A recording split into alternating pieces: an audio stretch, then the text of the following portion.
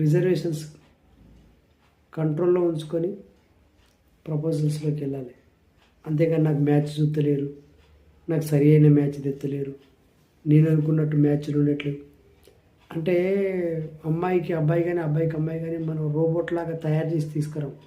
ఈ లోకంలో ఉన్న వాళ్ళనే తీసుకొస్తాం.